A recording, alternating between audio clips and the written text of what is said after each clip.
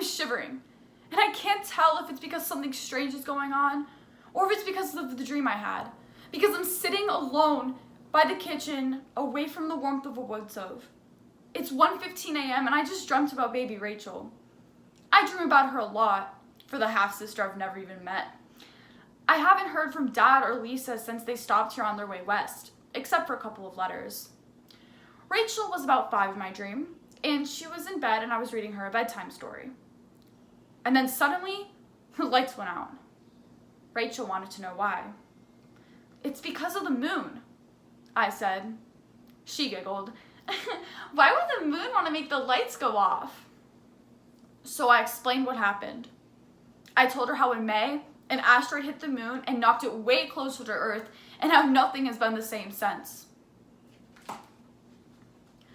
Life can honestly make changes quicker than you think. One thing can be going great, and then the next time, it can be going terrible. Life just throws curveballs at you that sometimes you can't do anything about. In this book, Miranda and her family are thrown a huge curveball and they don't know what to do. An asteroid hit the moon, knocking it way closer to Earth, and now, life as they know it won't ever be the same again. However, they have to try their absolute hardest to get through it, because that's what families do. Ladies and gentlemen, I now present to you Life as We Knew It by Susan Beth Pfeiffer.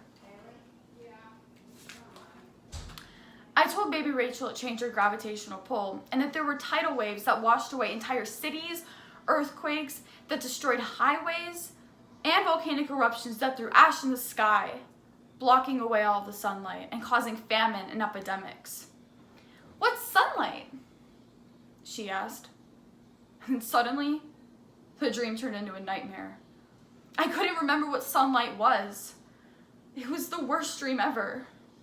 I haven't seen sunlight in so long because of all of this going on. I couldn't remember. It's Monday, which means we're supposed to get our weekly food delivery. We waited all day until the sun went down. But by the time it was dark, we knew Mr. Dansworth wasn't coming. "Then we'll go back Friday," Matt says, since that's when City Hall is open. "We'll have to leave," I told him. "Maybe we should anyways. Find John a school." "Mom wants us to stay as long as possible, so we can't leave yet."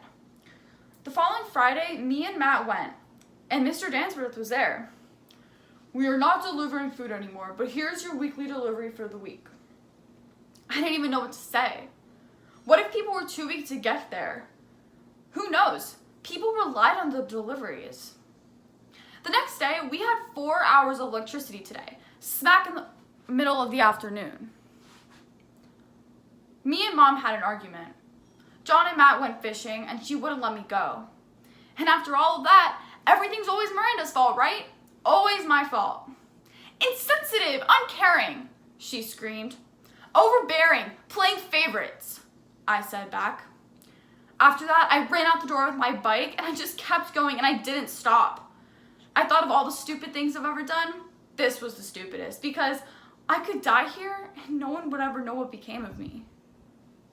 But then I lost it. I just started crying, and I couldn't stop. I cried 6 months worth of sorrow and anger and fear. I was hungry and lost, and suddenly I wanted to go home. Mom, of course, was furious. She sent me down into the cellar to clean it, and then gave me the huge bag of fish from Matt's fishing and told me to put it in the garage. So I grabbed the pathetic, half-full bag of empty, smelly, disgusting fish and went out into the cold, dreary rain that day. When I got to the garage, I realized I didn't have the key to the padlock. I was stuck outside in the cold rain until Mom came to her senses to open the door. I hate this. Everyone is always in such a crappy mood, and all I do is mope around. I can't go to school, Mom can't go to work, and I can't even see my friends. Not that I even have any friends anymore. I hate this way of life, but you'd think I'd be used to it by now, right? And then just what we didn't need. A cold spell came on the next morning. We already don't have electricity to turn on the heat, so now I'm going to be freezing even more. Last night, The rain turned into a snow. Sometimes it snows in the spring, Mom said. But it's the end of May. It never snows this late in the spring. It's so close to summer. But it's always cold now. I still haven't heard from Dad.